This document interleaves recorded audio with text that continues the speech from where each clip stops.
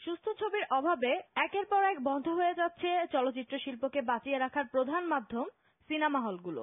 অশ্লীল ছবির কালো থাবায় একসময়ের অন্যতম বিনোদন মাধ্যম চলচ্চিত্র থেকে মুখ ফিরিয়ে নিয়েছে মধ্যবিত্ত ও নিম্নবিত্ত শ্রেণী।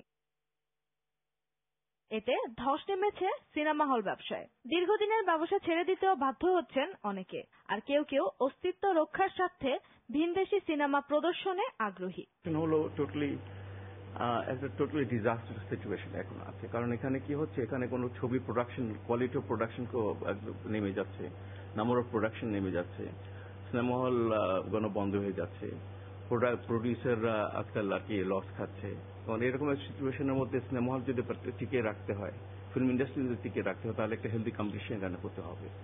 একটু চয়েস, একটা সিটিজেনের চয়েস থাকতে হবে। আপনি যদি অ্যালাউ করে foreign pictures, not necessarily Indian pictures, any other আর কি আমাদের সার্ক কান্ট্রিজের পিকচার্স গুলো আছে, এসবও যদি আসে তাহলে আমি মনে করি যে আমাদের এখানে আর কি কম্পিটিশনে আর কি আমাদের প্রোডাকশন কোনো ভালো হবে, আর সিনেমা হল কোনো উন্নতি হবে তখন। ভালো সিনেমা আর শিল্পী সংকটে দিন দিন কমছে ছবির পরিমাণও। দর্শক শূন্য হলগুলোর সুস্থ পরিবেশ ফিরিয়ে আনার বিষয়েও উদাসীন মালিক কর্তৃপক্ষ। প্রোডাকশন না থাকলে দেখা যায় মাসে একটা বা দুটা ছবি আমরা নতুন পাই, আর দুটা ছবি পুরান চালাই। অনেক সময় দেখা যায় মাসে পুরো মাসটাই পুরান ছবি চলে। তো পুরান ছবিতে লোকজন আসে না। তো বছর 5-এর মধ্যে এক সময় আসবে যে সিনেমা হল ঢাকা শহরে হয়তো হাতে গোনা 4-5টা থাকবে। আর কম্পিটিশন না হলে আপনার ইন্ডাস্ট্রি উন্নতি হবে না।